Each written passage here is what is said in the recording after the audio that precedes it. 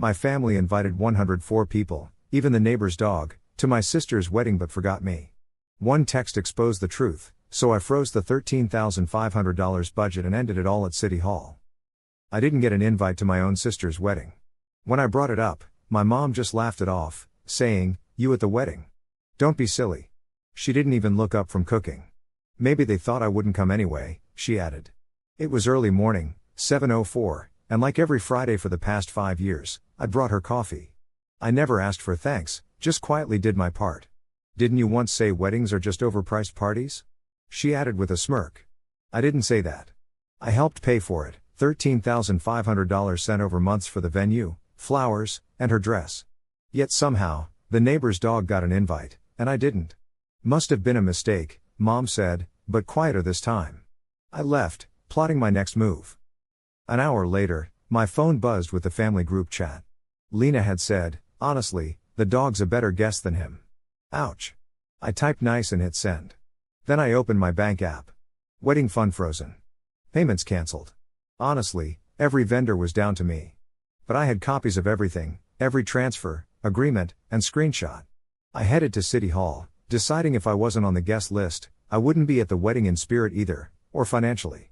They didn't see me as a person, just as the bank that always paid up. I've always been the responsible one, the one who made it out, with a stable job, never moving back in after college. Somehow, being responsible turned into being available, and that became an obligation. My sister knew it best. It started small, like asking me to cover her gym membership for months on end. Then she needed some help with rent, which dragged on and on. My dad would joke about it, making me out to be some investor, while my mom would call me a blessing, right before asking for something. Lena was the master of guilt trips. Her classic move was a long, shaky voice message starting with, "Hey, I hate to ask." Yeah, I had 27 of those saved. But the wedding broke me. It wasn't just about money anymore, it was about being humiliated. After I froze the funds, I waited. Maybe someone would reach out to explain. Nah, instead I got a Facebook notification. Mom posted a pic of Lena in her wedding dress with the caption, "So proud of our girl, she's doing it all on her own. #independent #family first. Doing it on her own, yeah, with my cash." Then, a video popped up in the family chat, Lena in her dress, bridesmaids giggling. Followed by her text, "Can't wait for the big day. Shame some people would rather stay bitter than be invited." Then came the "thanks to everyone who believed in her." As if I hadn't paid for the whole circus. I just replied with, "You're welcome." Silence. Later, I got a text from an unknown number, "Can we talk?" It was Joshua. He turned up looking exhausted. "She said the money was from a family friend," he said. He thought our parents had helped out. I showed him everything, bank statements, invoices, you name it. He couldn't believe it. "She lied to me," he whispered.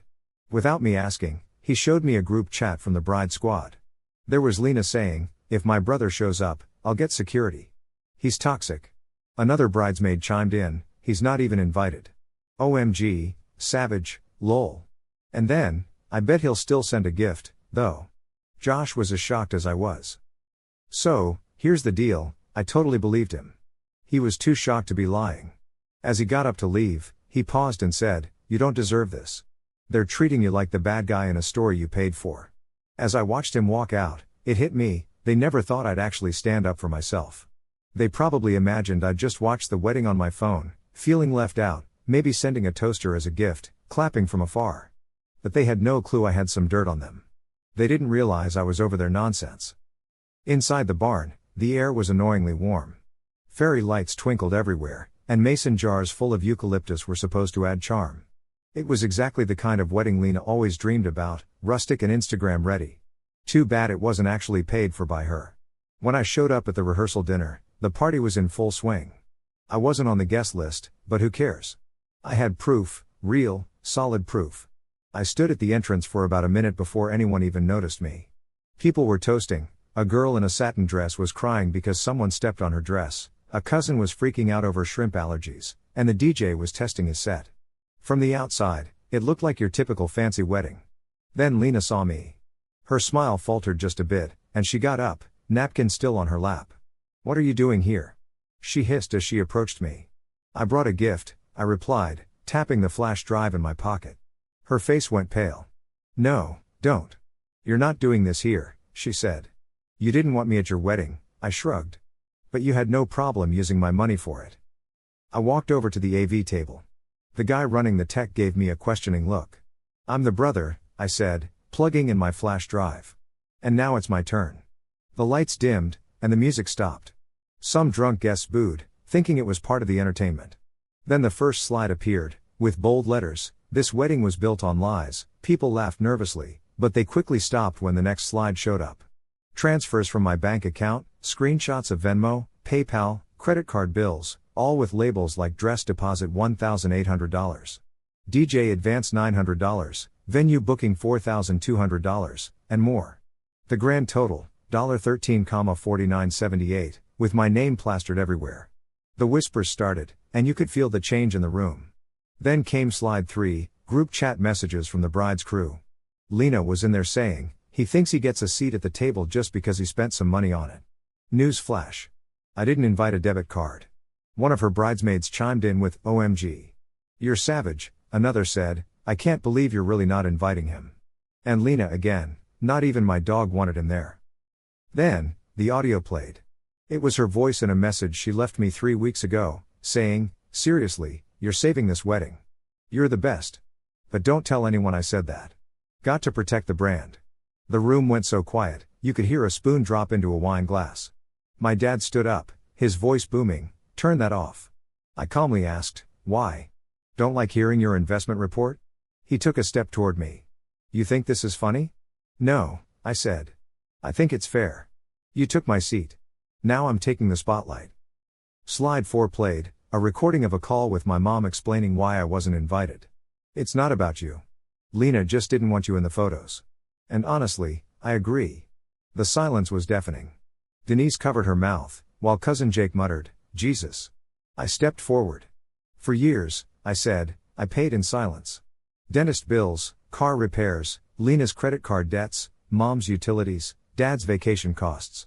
Never complained." Slide 5 showed pictures of all the receipts and thank you notes from Lena. "Thanks again. You're literally a hero. Saving my life. RNFR. You're the only one I trust." I paused to look at everyone. "You didn't just forget to invite me. You erased me and replaced me with a dog." A nervous laugh broke the tension, but then silence fell again. That's when Josh, the fiancé, finally got up. He looked shattered. "You said he didn't want to come," he said to Lena. "You said he threatened you." She opened her mouth, then shut it without saying a word. "He faced me. She told me you weren't even involved." I nodded to the screen. "She also told her bridesmaids I was pathetic, but I'd still send a gift. Want to see that part again?" He turned to Lena. "I don't even know who I'm marrying." And then he took off his ring, placed it on their table, right on top of the seating chart, and said, "I'm out." Gasps and screams erupted. Someone dropped their wine glass, and the whole place just buzzed with this electric tension. Mom stood. "So here's how it went down." She tried to grab his arm and was like, "Josh, come on, don't do this. It's just a fight." But Josh wasn't having it. "No," he shot back. "It's all a fraud." And with that, he stormed out, and about half the bridal party followed him. Even the DJ took the hint and unplugged his laptop, leaving the screen blank. My dad just stood there, shaking with anger, and hissed, "You're not family, you're a virus." I just looked at him and gave him a small, savage smile. "No," I said, "I'm the antivirus." Then I walked out, not in a hurry, but with a calm, deliberate pace. Like I was leaving a burning building, only I had set the fire. Behind me, I could hear chairs scraping, and arguments breaking out, someone was sobbing, and a bridesmaid was freaking out about the whole aesthetic being ruined. But I didn't look back. They never invited me, but now they'd never forget me. I walked out of that barn like I was leaving chaos behind on purpose. And nobody followed me. No one shouted or begged me to stop. Just the sound of a chair falling and Lena sobbing like her world had fallen apart. Perfect. I didn't drive home, I drove forward. The next morning, I woke up at 7:13 a.m., no alarm, no stress. Made myself a cup of coffee in my peaceful apartment and waited for the chaos to hit. Didn't take long. By 8:42 a.m., my phone was going nuts with 24 missed calls, 6 from Mom, 4 from Dad, and the rest from Lena. The first voicemail was from Mom. She was crying, but not like heartbroken crying. It was more like I've lost control crying. "Why would you do this to us? This was your sister's one big day, right? The day I paid for. Next up, Dad's message. His voice didn't shake, it boomed. You've made your point. You happy now? You ruined everything. That one made me chuckle because, honestly, nothing was really ruined. I just hit the pause button on a lie they'd been living for years. Lena didn't leave voicemails, but she sent texts. You're a monster. You made me look crazy. Do you even care how this makes you look? Oh, I cared. That's why I wasn't stopping there. That afternoon, I opened the folder. You know, the one I'd been keeping since Lena first came to me asking to co-sign a loan for emergency vet bills but use the money to fly to Vegas instead. Inside were screenshots of every money transfer, messages where she lied, voicemails of my mom begging me to help Lena with her mental health. Bank statements with my name on every major wedding expense. Even an old email from Dad telling me, "Don't be such a girl about money. Just help your sister. It's what sons do." I turned it all into a PDF, titled it The Price of Family, and posted it online. No drama in the caption, no hashtags. Just a quiet, cold drop on Facebook for friends, friends of friends, and family to see. Then I logged out. But you know the internet never sleeps. By the next day, the post had over 18,000 views, 300 comments, and DMs from people I hadn't spoken to in ages. A classmate messaged me saying, "Your story broke something in me. Thank you for speaking up." A cousin I hadn't seen since high school wrote, "They did the same thing to me. I just never had the receipts." I didn't reply. I didn't need to. That night, a wedding vendor messaged me. The DJ had seen the post and refunded me without me even asking, saying he didn't want to be part of that mess. Then the photographer reached out, considering backing out of her contract with Lena because the whole wedding had turned toxic. One by one, vendors started ghosting her. Even the cake company pulled out, and I didn't have to lift a finger. 3 days later, there was a knock at my door. I didn't answer. It was my dad. I watched through the peephole as he stood there for a solid 5 minutes, not knocking, just waiting. Then he left a letter. It wasn't an apology. It was a deal. You had your moment. Now, let's make this go away. You've made your point. Let's move on. You can come to the rescheduled wedding. I stared at that paper, realizing he thought this was just about wanting a seat at the table. Like if I got my say, I'd come crawling back. As if silence and time would fix everything. Nope, I didn't want just a seat. I'd burn the whole table. That same night, I posted again. This time with videos and clips from old family gatherings where I was the butt of jokes. A birthday where Lena got all the attention and I got a lecture. A voice recording from a car ride where Dad told me, "No one needs a martyr. If you're in, help. If not, step aside." I ended the video with this isn't about a wedding. It's about a life, a pattern, a family that only comes around when your wallet's open. You don't owe loyalty to people who demand your silence in return. So, if calling it betrayal is what they want to do, then fine, let them. By the next morning, my post went totally viral. Suddenly, I had invites from 2 podcasts to come and talk. There was even this huge thread on Reddit with like 3,000 comments about it. People started tagging everyone, wedding planners, therapists, financial advisors, it blew up. At that point, the story wasn't just mine, it belonged to everyone who resonated with it. That's when Lena lost her cool. She posted this totally raw, 7-minute crying rant on Instagram without any filter. She accused me of being manipulative, of using trauma as a weapon, and said I was just mad because I didn't get an invite to her wedding. And to top it off, she claimed I was just craving attention and was jealous. But, honestly, nobody was buying that story. One commenter wrote, "You're crying in a $1,200 dress you paid for. Maybe sit this one out," and another added, "Girl, he literally has receipts. You have emojis." And just like that, her pity party was over. Last I heard, she made her account private. That night, Mom texted me again, "What do you think this is going to accomplish? Families argue but we forgive.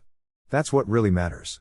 I wanted to reply, "No, what matters is truth and consequences," but I didn't say anything because I was busy focusing on my next step. It's been 6 weeks now. 6 weeks since I walked away from that fancy mirror image of life. 6 weeks since I torched years of guilt, feeling obligated, and being quiet.